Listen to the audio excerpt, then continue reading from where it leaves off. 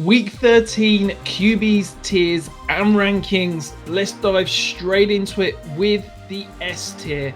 We have got Josh Allen all alone on his own because Patrick Mahomes, Lamar Jackson playing on the Thanksgiving slate. And of course, we're not going to touch on any of the Thanksgiving guys. So Josh Allen, been an interesting couple of weeks, severely banged up based on the injury report with general soreness. Any concerns that could limit him this week? Well, I think there's just a few little bits that are kind of starting to tick up and count against Josh Allen, coming off a season low 10.1 fantasy points against the Texans. Now, we knew that was going to be the case. We ranked him low going into that. Apparently, we didn't rank him low enough because he was just very miserable in his performance. And the Texans defense is probably the best in the league right now. Now, of course, this week going up against the Steelers, it's a much easier matchup on paper. The Steelers, they rank 15th against the pass. They rank 27th against the run. They've given up the 7th most fantasy points to the quarterback position. But the Bills, their offensive line is looking really banged up at the minute. As of Wednesday, both Deion Dawkins and Spencer Brown, their two tackles, aren't practicing. Against the Steelers, who definitely generate pass rush, that feels problematic. But it's kind of hard to drop Josh Allen down any further because we know that, if they're bringing pressure, is he going to scramble more? You would imagine so. The Steelers' defense has given up plenty of big plays this year. They've been particularly vulnerable to the deep middle of the field where Josh Allen is very good at targeting. So, yeah, there's little hints of worry, but when it comes to the quarterbacks who are playing on Friday and Sunday, there's no question that Josh Allen's the top quarterback available. Yeah, it's pretty ugly. As you said, the offensive line is playing poorly. They're shuffling around wide receivers. It feels like every single week. They don't know, all these guys are playing between 30 and 60% of the snaps. They've got no true wide receiver one.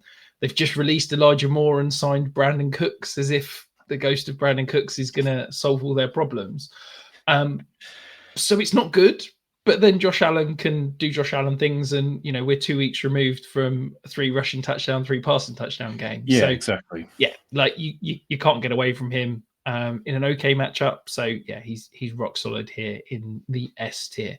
Moving through to the A tier, we do have the two bodies, Jalen Hurts and Drake Maye. Tom, this Eagles offense, week in, week out, just seems broken. I watched last week's game. I thought the first quarter, this is amazing. Jalen Hurts has found a rhythm. He's got answers against the blitz. This is good Jalen Hurts, playoff stretch run from last year. And then they came out the second half and it all fell apart. What do you make of Jalen Hurts so far this year? Yeah, very similar to yourself. I think the criticism of Jalen Hurts is absolutely warranted. But as the Eagles fans will point to, what he does well is still so good, and when he does it well, it's fantastic. Last week was just classic, one of those squeaky wheel narratives where they really made sure to get AJ Brown the ball often and early on the first kind of drives that they had, and it just continued from there. And I think we'll see a similar theme because, look, Saquon Barkley just is woeful this year. The touches from last year clearly have had an effect. The offensive line is clearly having an effect. And I think it's just going to be another game where Jalen Hurts is throwing the ball deep, because the Bears have allowed the third most deep completions. They've allowed the second most touchdowns on passes of 20-plus yards. And Jalen Hurts, for all his faults, has been phenomenal throwing the ball downfield this year. So I think we're going to see plenty of that. And I just don't think that there's enough for me to really knock him here. I think it's more in a pure footballing sense. You can look at his games and you can look at how he's playing the game and say, this is a bit rubbish. This isn't as good as he could possibly be. But from a fantasy perspective, QB4 in points per game. And, if you take Jameis Winston's 2-game sample out of that, he bumps up to QB3. He's had those kind of games where, yes, he ends up around 15 points, but typically you're seeing him still hitting 24 fantasy points more often than not. Yeah, I mean, look, I feel like I say this constantly with Jalen Hurts. It's ugly. This offense is broken. It's not a functional offense. It's right, we're going to force feed the ball to this player. We're going to do this offense. It doesn't flow. There's no kind of continuity. But from a fantasy standpoint, he just puts up points. So yeah, it's hard to get too far away from him. Someone who started the season just putting up points, but it's been a little bit of a barren stretch. He's Drake Maye. We've seen 4 weeks in a row now where he hasn't broken 20 fantasy points after that incredible start to the year. Is that just one of those things, just a stretch, and you expect him to get back to that consistent 20 plus point per week performance, or is this something that we need to start taking note of, Tom? I think there's a lot of factors going into it with the Patriots. I mean, obviously, some of the performances were just so far above what we expected from the Patriots this year.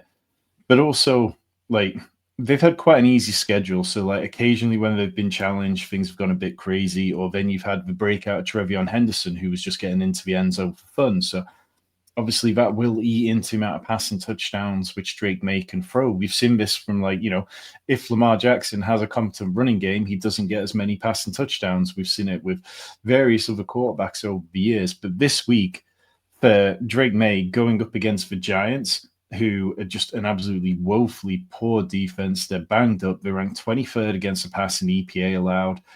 And they've allowed the second most deep pass completions. They just play into the way which Drake Maye has been willing to pass lately. And I would expect him to bounce back here because this is a very friendly matchup with the Giants allowing the 4th most adjusted fantasy points to the QB position. Fingers crossed it's back to that run of 20 plus fantasy points this week. Before we dive into the third tier, though, if you are finding this for the first time, make sure you're hitting that subscribe button. Do us a solid and join the sanctuary. In the B tier, we do have Matthew Stafford and Justin Herbert. Matthew Stafford garnering all the MVP talk at the moment. The front runner put up over 22 fantasy points in 4 of his last 5 weeks.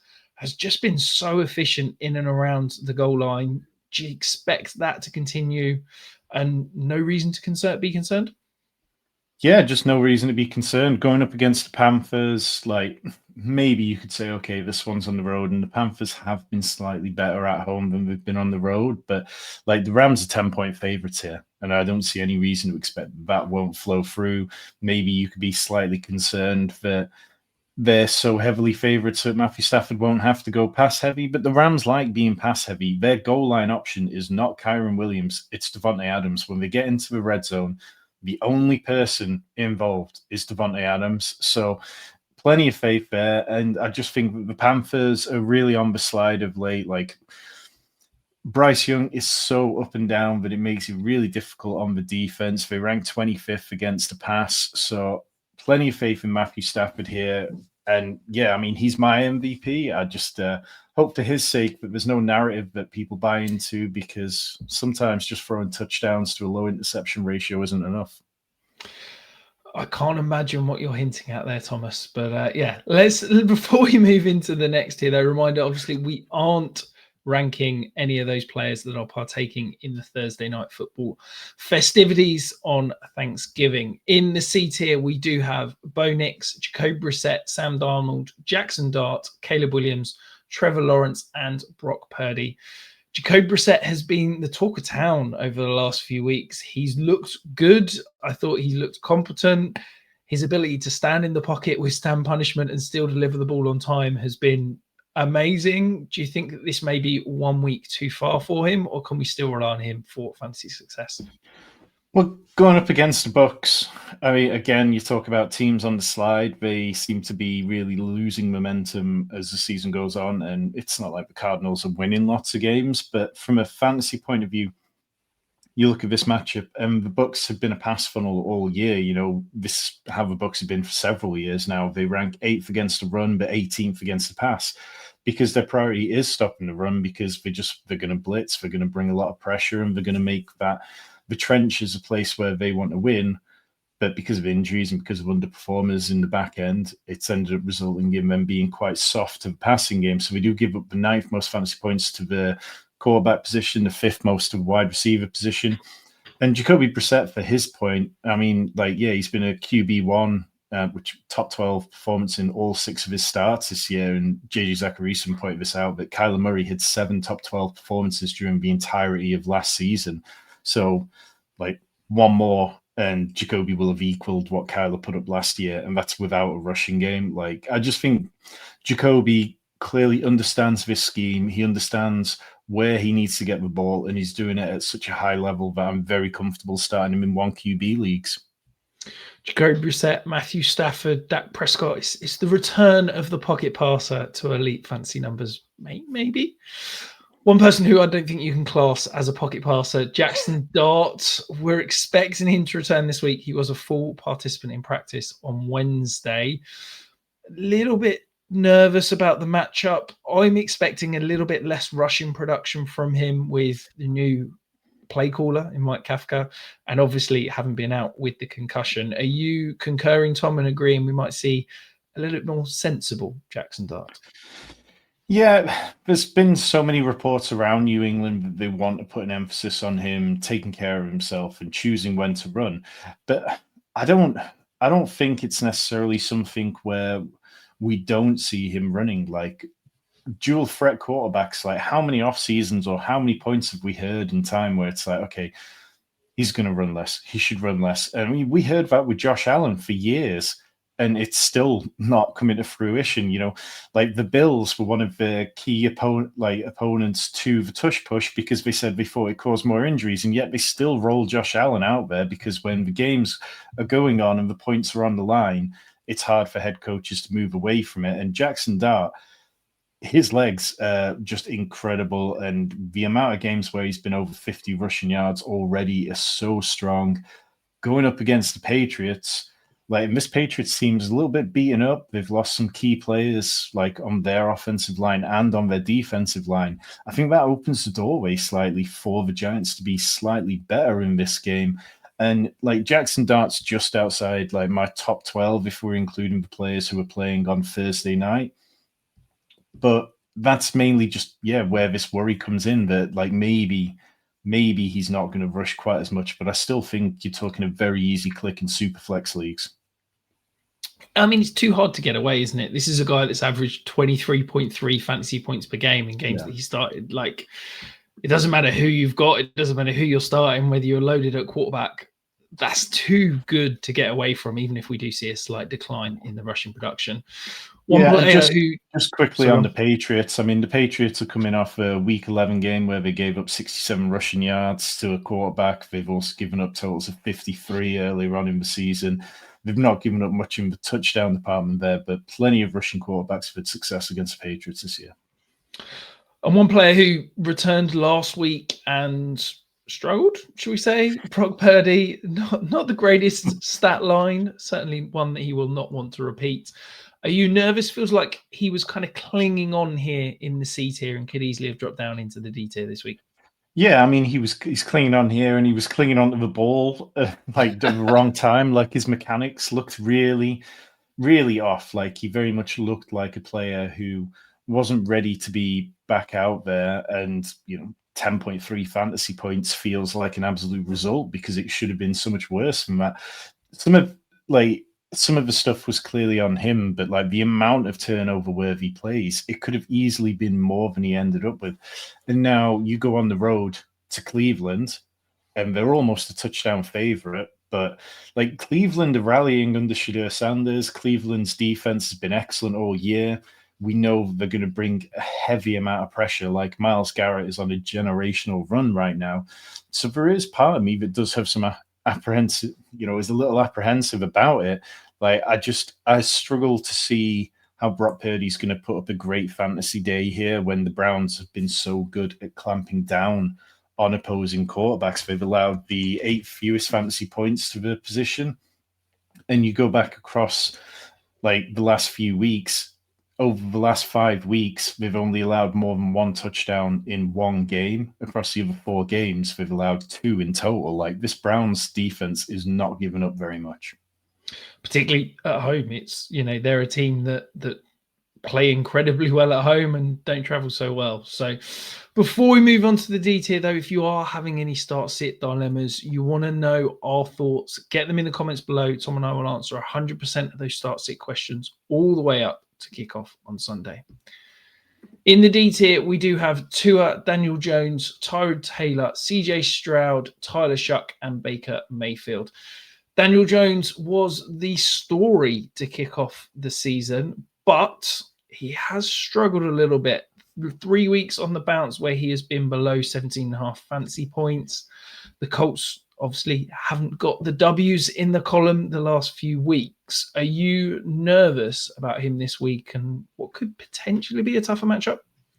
Yeah, I mean, we have to be, because look what we did to Josh Allen. Like, the Texans defense is so elite at the minute. They've done everything that they should be doing. They invested heavily in that, so we expect them to be good. But you look back, and last week, Josh Allen scored 10.1 points. The week before, they only gave up 14 points to Cam Ward. The week before that, they gave up 11 points to Trevor Lawrence. The week before that, one of the bigger performances, they've allowed this year, was Bo Nix, who hit 19.5 points, and a lot of that was kind of late in the game, garbage time. The week before that, 19 points to Mac Jones. Again, that was a lot of garbage time points. The week before that, in week 7, you're looking back, and Sam Darnold, who's been excellent, only scored 10.6 points. The Texans are just very good at clamping down on opposing quarterbacks. Like, they've got the players in the secondary to do it. They've got the players in the defensive line to do it. And that's why they've allowed a few fantasy points to quarterbacks this year. And their pass defense ranks number 1 in the league. Absolutely. And then also, I guess we've probably got to touch on Baker Mayfield. At the moment, we're expecting him to play. It sounds like he's going to kind of battle through it because it's a non-throwing shoulder injury. But we have seen him in the past struggle when that non-throwing shoulder is injured. You think of the time that last season in Cleveland. The Bucs have also not been playing particularly great football on offense. And I think Baker certainly has been struggling basically as soon as people said he should be MVP. So, rare to see someone that was drafted as high as Baker down here in the D tier. But is that matchup? Is it injury? Is it the injury to the offense? Where are we sitting here, Tom?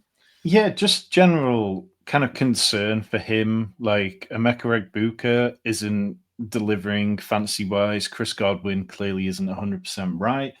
And Chris Godwin's been moving back into the slot more, which then moves Emeka Egbuka out of the slot. So all of this offense just kind of feels a little clunky at the minute. And the Cardinals, they have given up 3 passing touchdowns in each of their last 2 games. But generally, you go back over the previous 8 before that, and they'd given up only 2 touchdowns on 1 occasion. They've been a good defense and not allowing teams to run up the score on them. They've allowed the 9th fewest fantasy points. So I don't really like the matchup, and I don't really like the whole Baker continue to get be more and more beaten up. And like you say, it's reminiscent of the end of the Browns, and are we just going to see more of Teddy Bridgewater? I don't know, but I don't feel great about it.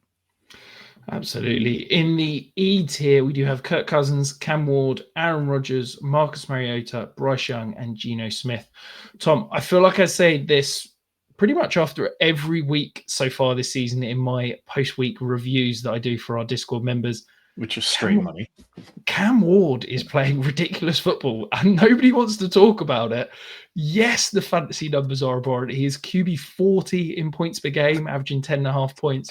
But could we see the fantasy production start to turn? Because he's making some ridiculous throws every single week.